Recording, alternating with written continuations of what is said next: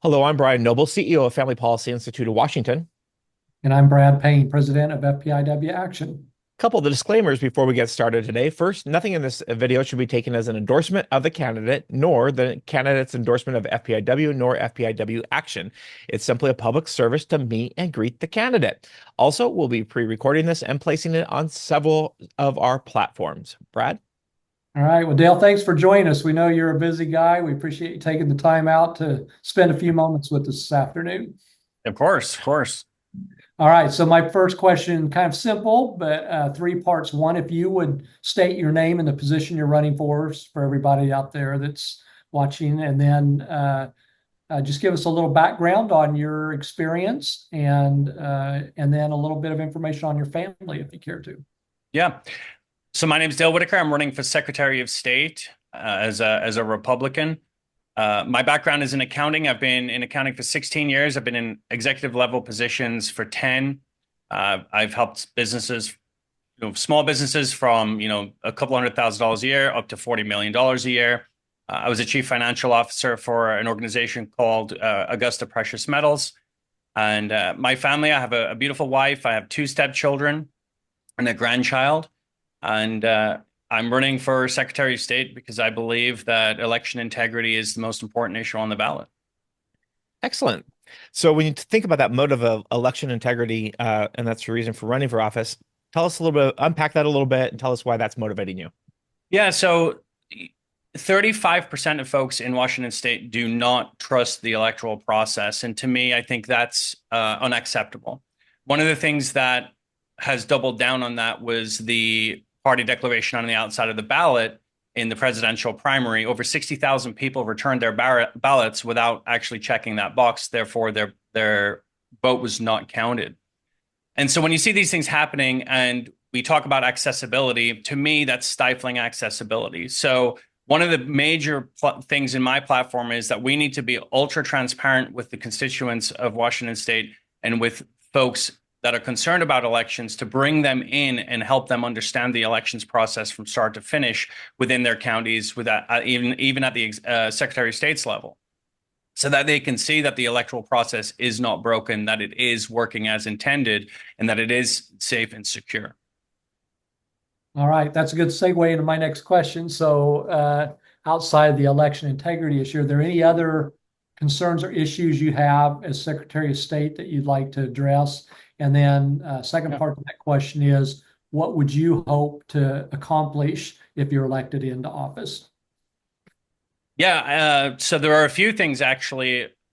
So within elections, I think verifying citizenship is going to be priority number one for me. I was born in the UK and I became naturalized in 2015. I moved here in 2008, became a naturalized citizen in 2015. So for me, the citizenship issue and ensuring that only citizens are voting in our elections is pivotal and paramount. I worked hard and spent a lot of money on attorneys to become a citizen of this country.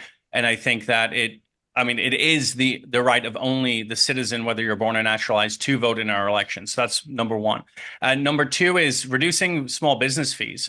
We've seen an escalation in fees from the Secretary of State's office in the last few years in small businesses, regarding small business fees, whether that's starting a new corporation or charity, or whether that's the annual renewal fee, which seemed to just come out of nowhere. And everyone's going, why am I paying this $70 to the Secretary of State's office to file a no activity report? So we're going to look at a lot of those. We're going to determine what that money is being used for within the Secretary of State's office, how that's going to affect the budget. And then we're going to streamline those processes so that if you are filing a no activity report regarding the governors of your charity or your organization, then there will be no fee attached to those reports. Just like the DOL, if you're filing a sales tax report and you have a no activity report, you don't pay a fee to those folks. They just say, okay, thanks. Thank you very much for your time. See you next time kind of deal. So we're going to make sure that we are rolling out a plan that scales back those fees and hopefully eradicates a lot of those fees so that Washington becomes a business friendly state again, because the prohibitiveness of these fees really can be a barrier to entry for a lot of folks. Then the one last thing I'll talk about is ensuring that our libraries are family friendly. One of the big things for me is ensuring that there aren't any books in our libraries that are targeted towards teens and prepubescent adults that they ought not be getting their hands on. So I'm going to make sure that we're taking those books. We're not going to ban them. I'm not a fan of banning books, but we are going to move them into a category for adults only and instruct our librarians that any adult content will not be recommended to our children. It's that simple. Anything with any books with adult content cannot be recommended to our children. Good. Great. Fourth and final question is, we provided you with 18 of our issues that we advocate on regularly for FPIW Action and FPIW. Any of those that you'd like to comment on?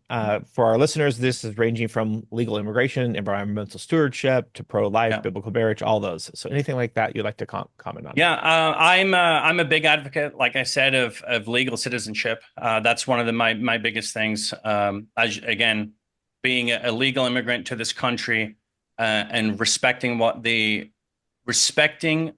our country is founded upon is a huge thing for me. Making sure that citizens are voting, making sure that those folks who do become naturalized citizens don't have to worry about someone who is not a citizen voting against their ideologies and their beliefs. So that is a massive one for me. And look, I'm a very family-oriented person, so everything you guys do at FPIW is always good in my book. I've known about you guys for a few years now, and I always watch what you guys do. I watch the voter guides you put out, and for me, it's an invaluable resource for folks that share our beliefs and our values. All right. Well, Dale, thank you very much. I know, again, you're a busy person. We appreciate you taking the time out to visit with us. We appreciate your thoughtful answers, and good luck in this final week of the push before the primary. Appreciate it. Thank you guys for having me. All right. Well, I'm Brad Payne with FPIW Action. And I'm Brian Noble with FPIW. Friendly reminder, nothing in this video is considered an endorsement of the candidate, nor the candidate's endorsement of FPIW, nor FPIW Action. Like we like to say around here, go out there and love your neighbor by faithfully stewarding the public square. God bless.